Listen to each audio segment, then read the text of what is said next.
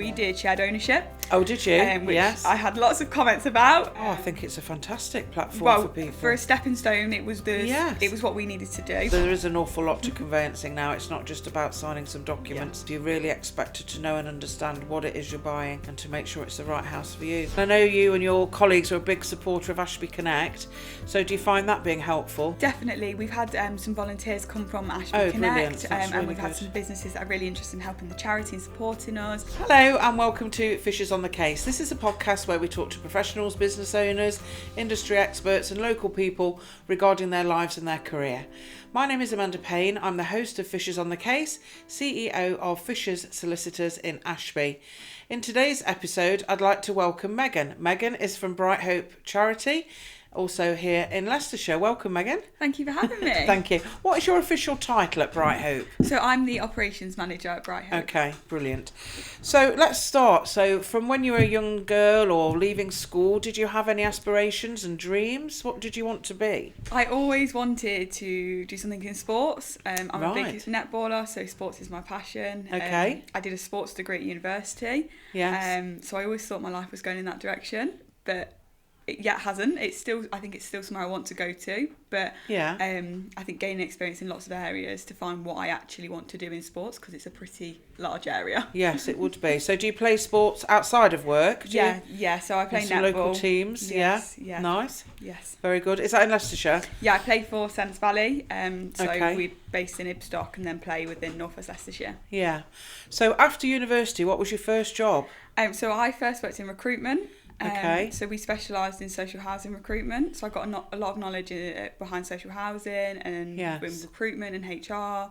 And I was there for about 15 months. And I was ready to move on, do something different. Yes. I knew it wasn't the career for me, but it gave me a lot of transferable skills to be able to really just kind of go, okay, I can do this, I can do that, where do I Yes. want to take this now? Yeah. So after the recruitment agency, was that straight into Bright Hope after that? Yes, it was, yeah. Yeah. And have you always been the operations? No, so I started off as the volunteer coordinator and the fundraising assistant. Okay. What's a volunteer coordinator do? What's that role? I had 106 volunteers that I was managing, recruiting. They'd come to me. I'd do a whole recruitment process with them, which obviously takes. Oh, okay. That takes your skill learnt from before. Then we'd basically have a conversation about what service might be best for them, what days they want to help the charity, because Bright Hope relies on volunteers. They are the ones day to day providing care and support to people in our service. Yeah. So there was a lot of finding out what they want to do, where they best suit the charity, what works for them, what works for us.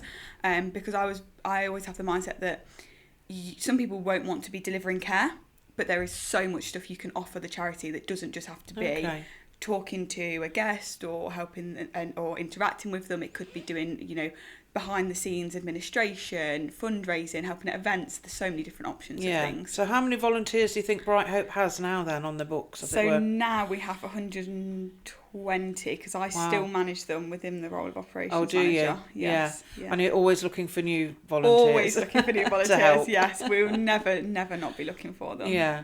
And in terms of the fundraising, do you have any sort of annual events or any key events that you repeat? So we're trying to get more and more repeat events, so that we kind of say, okay, everyone knows that this is our yearly event. The one that we currently have that's long standing, it's never really been about fundraising. It was about awareness. It's called Lights of Love.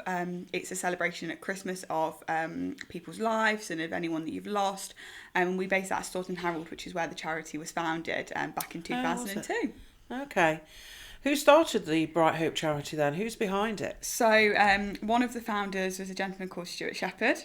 He was a volunteer driver at the Sue Ryder charity that was based at Staunton Harold. And when that closed down, a few of the volunteers came together. They felt there was a void in the community. And at the time, they started Hospice Hope, which is who we were up until about 2023 when we rebranded to Bright Hope. Changed the name, yeah. Yes. So what sort of charity work do you provide? Where do you help people? Tell us a bit more about that. We support anyone within North West Leicestershire who has a life-limiting condition, whether it be physical or mental health. Any age? Anyone over the age of 18. 18? Yeah. Okay. So we have a range of services ranging from daycare, befriending, complementary therapy, counselling, support cafes, and then we've recently started like some almost once a month services just as an extra in the community. Okay. So do some of your volunteers go and see these people at home, or does everyone have to come to you? How does that work? So we don't do any in-house visits. So we have Swannington has Bright Hope House, which is our main base, which is where we run most of our services from. And the guests will come there, whether it be for a day for daycare or for an hour session of counselling or complementary therapy. Befriending is done over the phone, so 30 minutes a week chatting on the phone to someone. And is it always the same person, or could it be someone different? So it's a 6-month block that you talk to that person for, but you could do more than one person a week if you wanted, because obviously some people, they are allowed to spare an hour a week, so they could talk to 2 people. But if it's daycare, it's like a 12-week rotation, so it tends to be different people probably every 6 weeks, because there'd be a kind of like a 6-week crossover of people. Yes. And I know you and your colleagues are a big supporter of Ashby Connect. So do you find that being helpful, our networking group? Does that get you more people involved? And definitely. We've had some volunteers come from Ashby Connect, and we've had some businesses that are really interested in helping the charity and supporting us, because obviously we need help in all aspects, whether it be financial or advice or support, just to help the charity grow and expand. Oh yeah, that's brilliant. Are there other networking groups in and around Leicestershire that you attend as well? We go to Cognates regularly. We've been going the online that for quite one. a long I'm a member time. of that now. Yes. Yeah, we've been going to joined. that for a while. Our fundraising executive Lizzie goes to that. Yes. And I recently visited Love Business. Oh yes, that's a good one to be part of. I was invited as a guest there, so I went there for the day.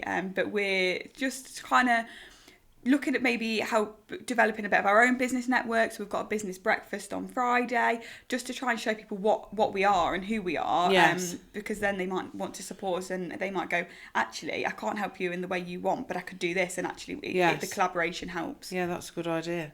Obviously, Fishers is a law firm. Have you ever had to use a law firm in the past? Have you ever moved house, or? I moved house. I moved from my first house a month ago. So how did you find that experience? Stressful. Long? Was it a long process? It was a very long process. How long was that for you? We started the process in July. July? Yes, because we July 2025? Yes, yeah. Part of it was the house wasn't built, so. Oh, okay, but fair part enough. of it was. You bought a new build, did you? Yes, yeah. So we did shared ownership. Oh, did you? Which yes. I had lots of comments about. People were not short of giving their opinion on it.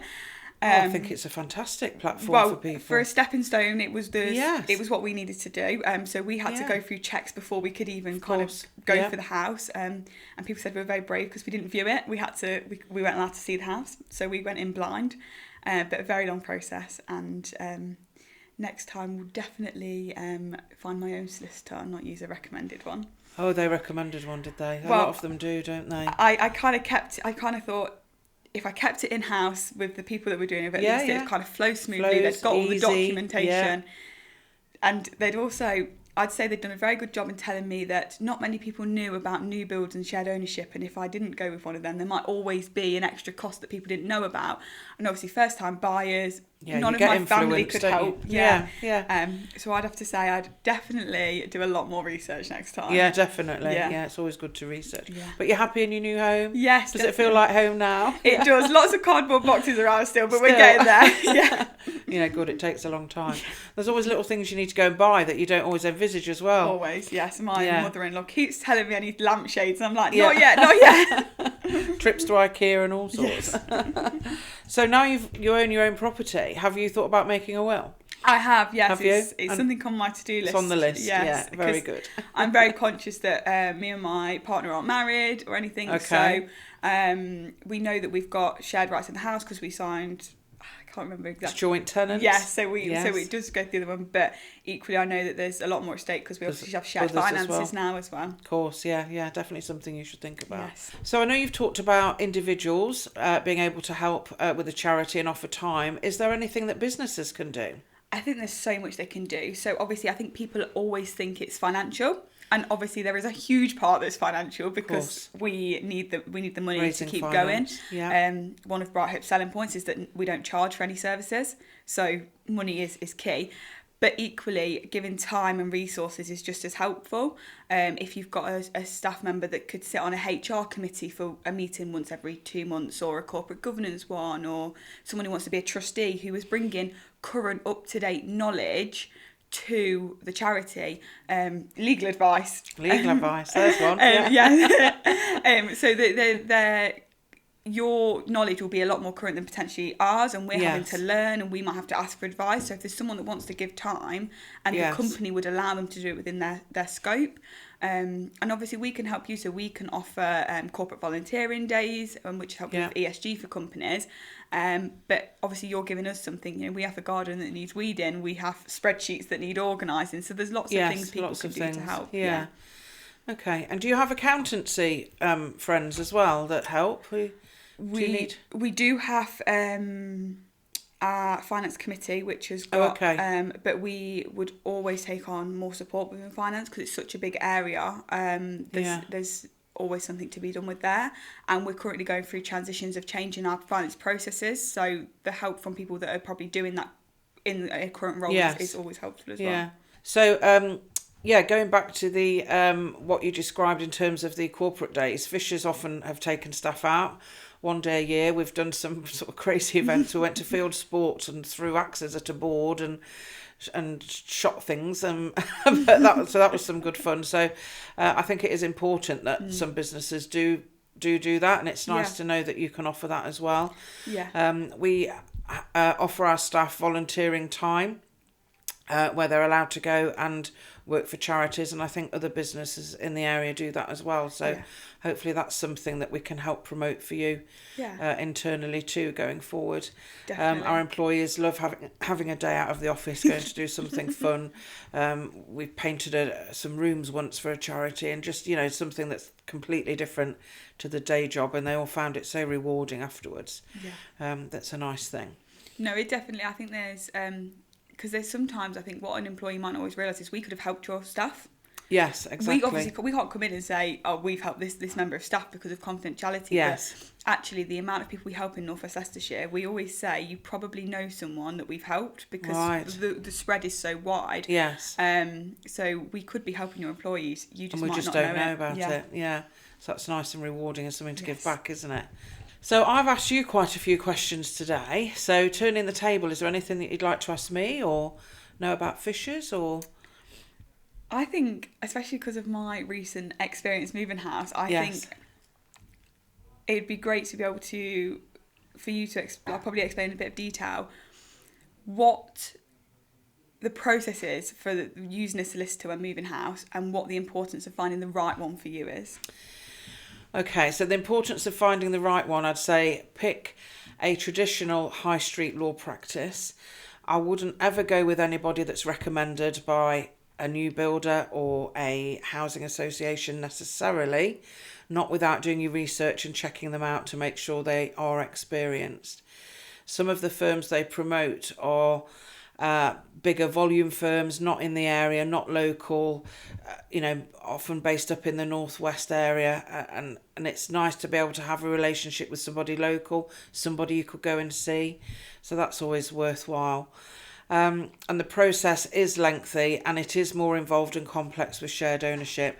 And there are people who don't know what they're doing with shared ownership. So sometimes, it can be good to have a recommendation. But the process in terms of what the conveyancer does is the same no matter what. It's just the documents are different for shared ownership. So we all have to put in hand searches. We all have to deal with mortgage lenders. We have the right to ask questions on behalf of the clients and for those answers to come in. We give people reports on what they're buying, so they've always got something in paper format or on email anyway to always look back on and understand. There's a lot for first-time buyers that they will have never even thought of about what a legal right is and why you need one, where you might have shared accesses and private roads, where the drains and the water pipes are and the importance of knowing that. There's understanding your mortgage, what it is you're borrowing, over what term, what conditions, when can you look to remortgage, what would be the consequence if you wanted to come out of that mortgage early, as well as all the title and legal stuff. So there's a lot of areas in conveyancing now that we touch on. The searches go above and beyond these days, talking about flooding, radon gas, climate change, all sorts of things that you wouldn't even necessarily think about when you're buying a house. But now we're asked to provide information and guide people on things like that. Having surveys, talking about snagging lists, especially on a new build, it's important to get that right. Have you had to have some snagging done afterwards? I have. I've got an appointment at 1 o'clock with the snaggers today. They're coming to look at stuff. Yes, it's important to get that done and make sure that that does get followed through, and to make sure the provisions in the contract to prevent builders getting out of it, and to make sure that buyers are completely happy. So yeah, so that there is an awful lot to conveyancing now. It's not just about signing some documents and buying the house. You're really expected to know and understand what it is you're buying, and to make sure it's the right house for you, and that one day in the future it will get sold, and it has to be saleable. Yeah. We don't want any problems or defects on anything that might risk future sales. So that again is also important. Well, thank you very much, Megan, for coming in today. It's been lovely to meet you. How can people contact Bright Hope? What's the best way to either get in touch with you or your colleagues? So you can go on our website and we have a contact page on there. It's brighthope-nwl.org.uk. Okay. Or you can email me and I can put you in contact with the right person. So my email is megan.m@brighthope-nwl.org.uk. Okay, that's brilliant. Thank you very much, Megan. Fab, thank you for having me. It's been wonderful. Thank you.